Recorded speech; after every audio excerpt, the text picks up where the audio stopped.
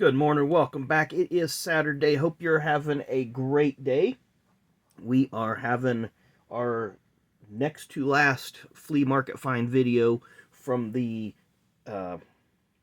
items we picked up last Sunday. Has it been that long? Maybe it's been 2 Sundays. I don't know. But from the Indiana State Fairgrounds with the Greater Indiana Yard Sale. So this is all die cast except for one piece, which I'm going to start off with here. I thought I had this, but I don't, so I'm glad I picked it up. I've got the Dale Earnhardt and the Richard Petty, the 2 different Richard Petty versions of this, but from Trax, it's the Davey Allison team set, and there you see 25 super high gloss coated cards, and you'll always notice these cards will have the little team set in the corner there, and it's just the car that Davey ran. This would have been probably 92. Because it's got the Krispy Kreme logos, the Stay in School on the C post, and 7-Up. Was 7-Up on the B? No, just Krispy Kreme. I think 7-Up was probably a 91. I can't remember. But I always thought these sets were pretty cool. I've not opened it. Probably won't open it because I've got the Earnhardt and the Petties. Those have remained unopened as well. So we'll set that one off to the back there and kind of let it bask in its glory. I do have 3 1/24 scales I picked up at a booth that they had at a really, really great price. So from 1998 Busch Series, got Blaze Alexander. And I believe this was the family-owned car, not the Moroso Racing or Spencer Motor Ventures that ran the 20 from time to time. But Rescue Engine Formula was the sponsor. He ran this car that season. Then he would go to the 81 car briefly in 2000, 99, 2000. I think that was like a Sabco car, the track phone car. 1997, we got the defending champion for that season, Randy LaJoie.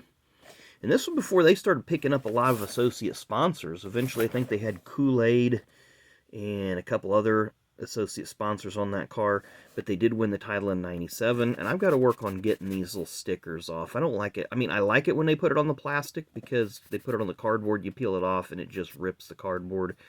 So I just got to work with that a little bit, but a nice Randy LaJoie. And then our third and final one, I feel like this one was probably the hardest to find of the 3 that I picked up, but also from 1997, Mike Dillon. So this was Ron Parker's team. Ron Parker was the owner. Tracy Leslie started driving this car. Actually, L.D. Ottner started driving this car when it was numbered 2. They changed it to 72, brought in Tracy Leslie. He drove it for a while, got a win at Raceway Park in 93. Hermie Sadler drove this car for a minute. And then Mike Dillon, who was the son-in-law of Richard Childress, took over for a little while, and they ended up, I don't think they had a lot of stellar runs in this car, probably a few top 10s and such. I'd have to go back and look, but eventually that team was shut down. Then I got this little box, and they had it open, so I looked inside, and this was kind of cool, and not kind of, it is.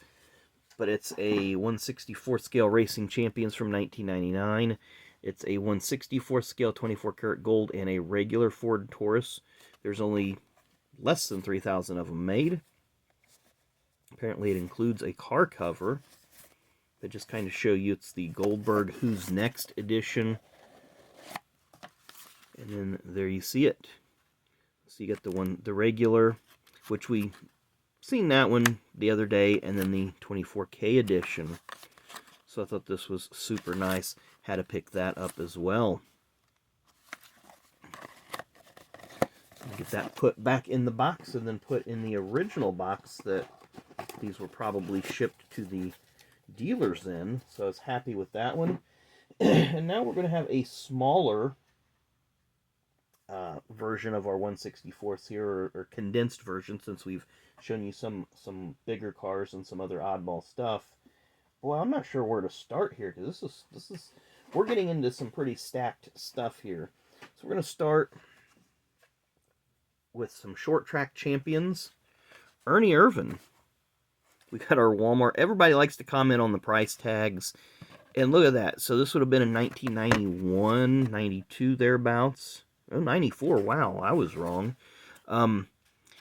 This price point stayed really solid for a number of years. It didn't go much above this for a handful of years, and now the NASCAR Authentics are $4.99, $5.99 for this exact same packaging or style of packaging. But Ernie Irvan says Terminal Trucking. I always associate Terminal Trucking with Rich Bickle, but this is probably when Ernie was running back east, when he moved to the Charlotte area from the Modesto area. Then we have Harry Gant. And I'm not sure what this particular Camaro represents because it's got his cup number and the number he ran briefly in trucks. But I don't ever remember him running a 33 at a short track. He's always a 77 or a 7 or something. But I'm sure there was some history there. I'd have to really do some deep diving. But these next three I am very familiar with.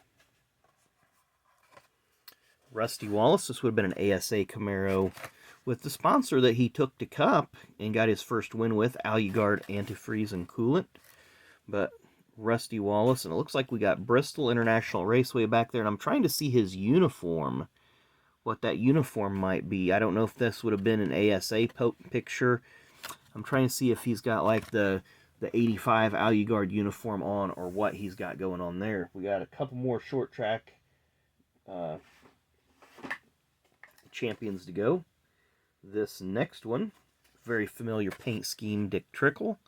This would have been his Pabst Blue Ribbon car. But yeah, they're not going to put that on one of these, as these were marketed towards children. But you still have the picture of Dick Trickle there. Silver Creek Racing Series, ASA. ASA was used to be based about 20 minutes from my house. Did not know that. Would have liked to have known that sooner. I might have went over there and, stopped in their office, even though there probably obviously wouldn't have been any drivers there. Would have been cool just to check it out. We got two more cars to go. This is our last one of our short track champions. Very iconic car.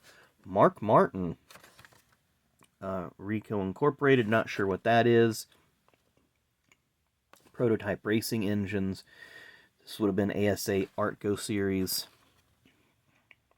Not sure where the track is at. It says police orders no something. That could be the Milwaukee Mile.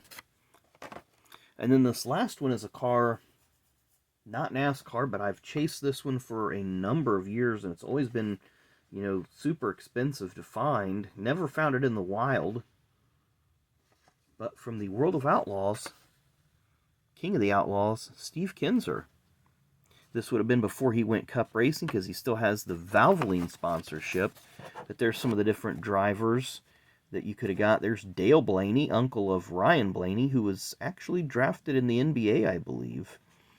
Brad Doty, he had a lot of experience, a lot of wins in the World of Outlaw Sprint Cars. Jeff Gordon, we'll have to see if we can find that one someday.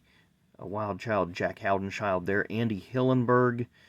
But I think that might be the Oklahoma Andy Hillenberg and not the Fast Track Racing Andy Hillenberg. We just seen Steve Kinser. The dude Danny Lasowski is there. Kenny Schrader, very cool. Fast Freddie Raymer. So lots of great names. You got the Swindells over here, Jeff and Sammy, Doug Wolfgang. So lots of cool drivers to chase after if you're looking for the sprint cars or the World Outlaws cars as these are. So there we go. It's a little bit more condensed version, but I was doing some sorting here. I've got 15 more cars to go, and we will probably show those on Monday. And that way I can get that series completely wrapped up. And then you probably noticed I've been trying to do a rip one day and do the flea market finds the next day, just to kind of stagger it out a little bit and keep everybody happy, because I know some of you really like the diecast videos. I do too. I don't get a chance to get to as many flea markets as I want to, and when you go to the same ones over and over, it's slow picking.